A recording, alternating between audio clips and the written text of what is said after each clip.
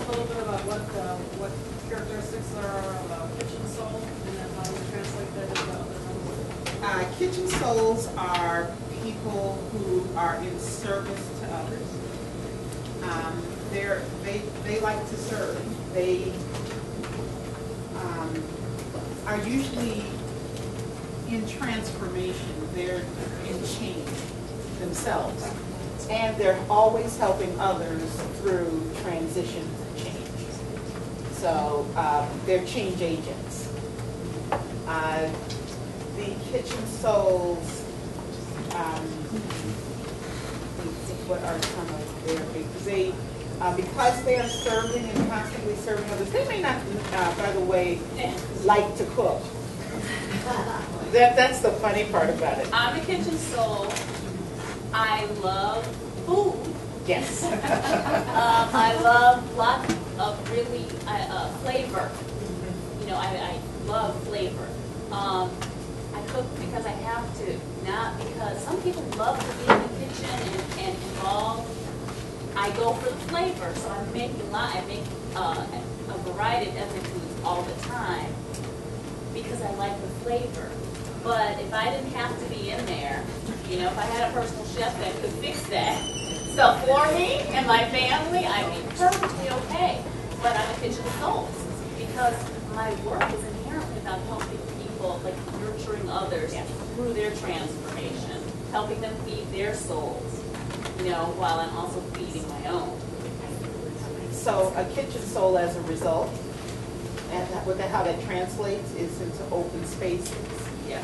Now, and kitchens are interesting because there's a lot of history in kitchen for women, especially over the years. And women have, as they have evolved, so have the kitchens. And so they're the room in the house that is most evolved and has the most history. So at one point, kitchens started out being the nucleus of a home. It was the only room in the very first homes that there were, and we're going back to almost prehistoric times or historic times. And then the house grew around the kitchen, and then they're separate rooms. And as women had to work, the walls had to start coming down because you have to multitask. You have to make sure that your kids are doing their homework. You have to be able to watch them. Or the kids want to interact with the TV, but you got to interact with them. And so now you see that they're very open spaces, but that also translates very well to kitchen souls because they need to be able to have their thumb on the heartbeat of the house. So definitely in wide open spaces, windows if you can. I had to get out of the dungeon.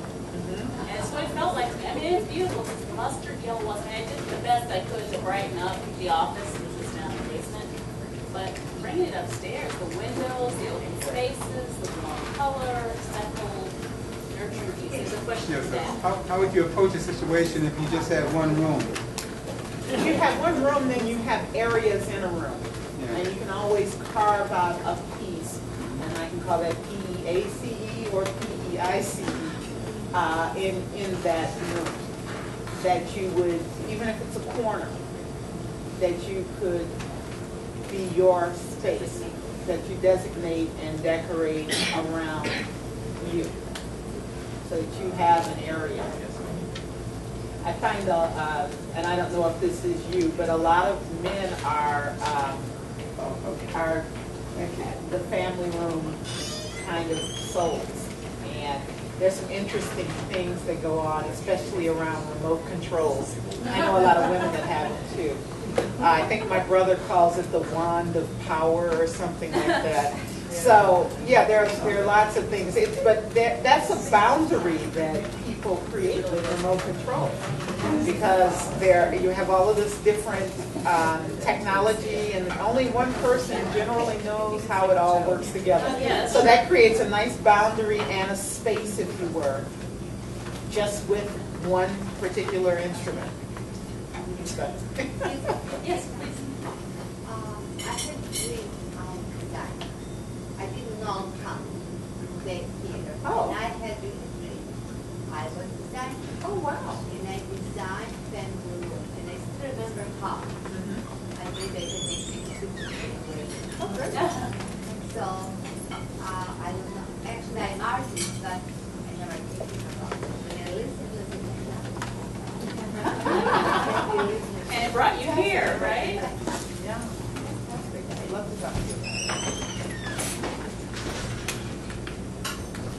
Well, the last thing, well, next to last thing, I don't know if there are any other questions. What would you say if you wanted people to leave with like a key? Like, what's the one thing you want people to know or take away or recognize about their home environments, this concept of soul dwellings, and what would that be? That would be to design your place or your space from the inside out. And that you take a look on the inside and go from there. Find what space in the home you're naturally drawn to. That's the easiest place to start. And then go inside and pull it out from there instead of external things coming to you. Make it come from inside.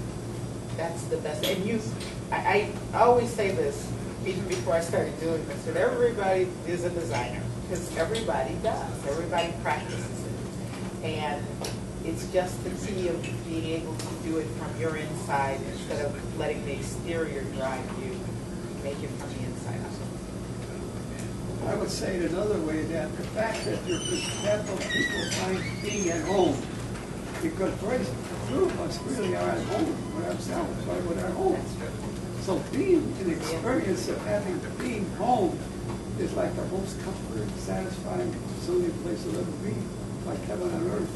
Okay, we've got a couple of things to let you know about. One is that Janice has a workshop coming up September 30th. And the information is here.